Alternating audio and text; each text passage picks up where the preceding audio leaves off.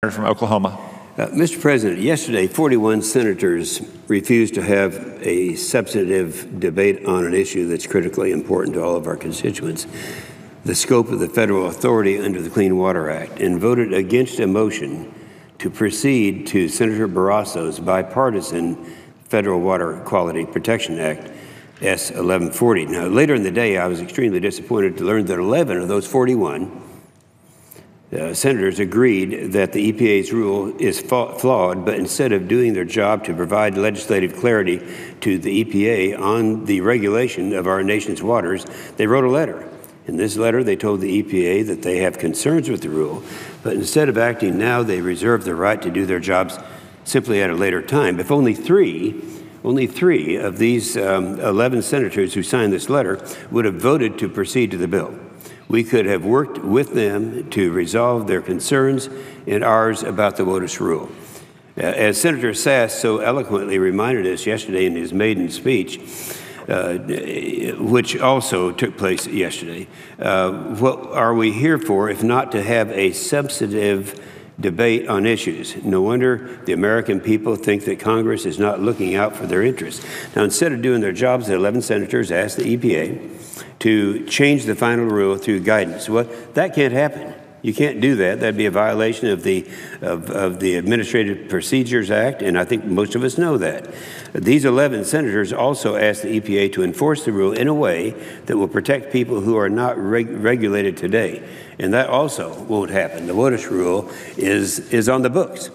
Even if the EPA doesn't bring enforcement action against someone, some activist environmentalist community is going to file a lawsuit, and we know what the result of that would be. Now, in his letter, the letter that I'm referring to, the 11 Democrats agreed that EPA did not provide clarity in its final WOTUS rule to protect American landowners, but instead of voting to debate a bipartisan bill that would have forced EPA to provide that clarity, and offering perfecting amendments if they wish to do so, they wrote a letter. Now, I know I'm sounding real critical here, and in a minute I'll tell you why, because this happens to be, in my rural state of Oklahoma, the #1 issue of our farmers and ranchers. It's a big deal. The EPA's entire rulemaking process, and now the lack of debate in the Senate, is an example of Washington at its worst.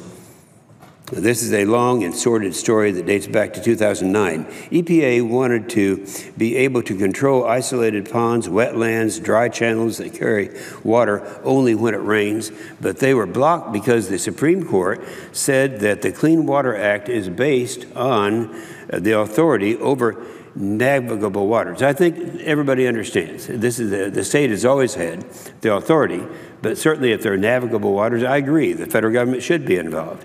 Well, first, the EPA-backed legislation. Now, this was the legislation I referred to yesterday by Senator Feingold in the Senate. This is 5 years ago, and Congressman Oberstar in the House.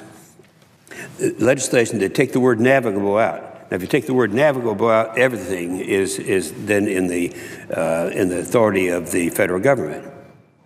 To support this legislation, the EPA created a propaganda message that action was needed to protect drinking water. Well, the EPA spread this propaganda even though they know that all the sources of drinking water are already regulated. That's already done. That's a done deal. It should have been done, and it was done. But the American people were not fooled. The bills that were so unpopular to the American people that even though Senator Feingold's party held the Senate in the White House and the House, everything was on their side, the bill never reached the Senate floor, and Congressman Oberstar did not even try to move his bill through the committee that he chaired. So the American people held them accountable. Both of them, I might add, lost their elections for re-election to office in 2010. Now, after that election, EPA changed its strategy. Even though the 2009 EPA, the EPA said that they needed legislation to expand federal control after Congress rejected their attempt to take the word navigable out of the Clean Water Act, they tried to do the same thing through regulation. Now, this is exactly what this administration's been doing. Every time they try to pass something legislatively and they can't do it, they get a regulation. Now, that's what they're doing. How many times did we vote on the global warming, the cap and trade bills, and each time they went down resoundingly in the United States Senate? Well, that happened over and over again. So what do? He says, well, if we can't do it legislatively, we'll do it through regulation. In this new regulation, the EPA tried to dodge this Supreme Court rulings by pretending that all water has a connection to navigable water. The EPA also cranked up its propaganda machine on the May the 19th. The New York Times said, and this is a quote, said, in a campaign that tests the limits of federal lobbying law, the agency orchestrated a drive to counter political opposition from Republicans and enlist public support in concert with liberal environmental groups and a grassroots organizing aligned with President Obama. That was in the New York Times. They created a social media message and asked the people to send the EPA drafted messages in support to back the EPA, a true echo chamber going back and forth. After soliciting comments using its propaganda machine, the EPA claimed that 90% of comments supported the rule and that every comment is meaningful to the EPA. However, the Corps of Engineers told my committee, the committee that I chair, the Environment and Public Works Committee, that only 39% of unique comments supported the rule and 60% were opposed.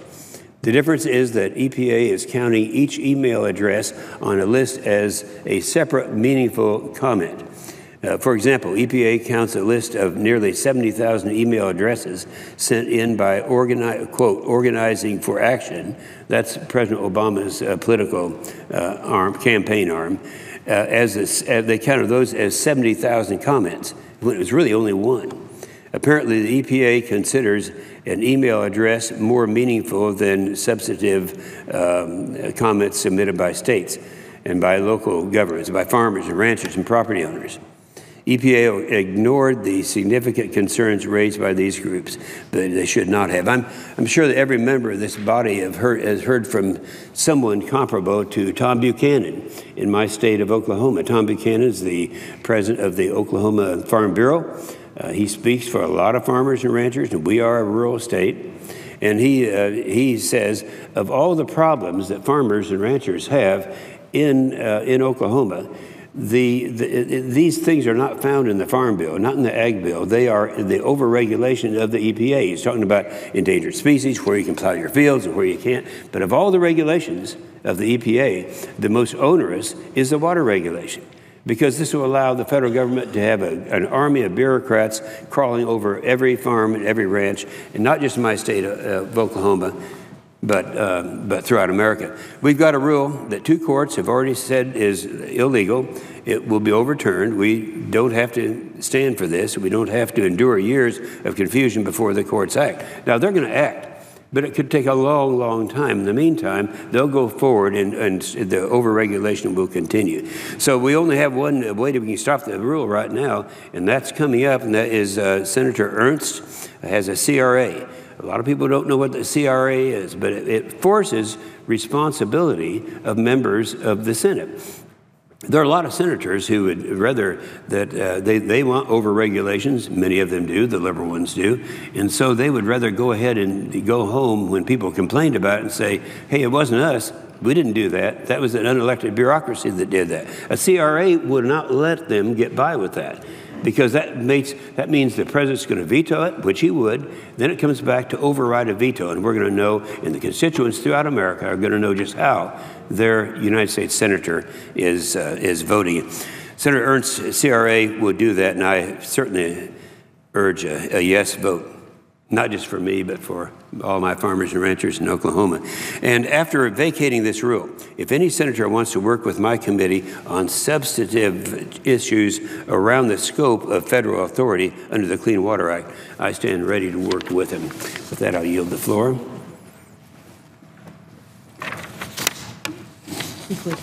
I ask consent that all time spent in a quorum call before 12 noon vote, before the 12 noon vote, be charged equally against both sides. Without objection. I yield the floor. Suggest the absence of a quorum. The clerk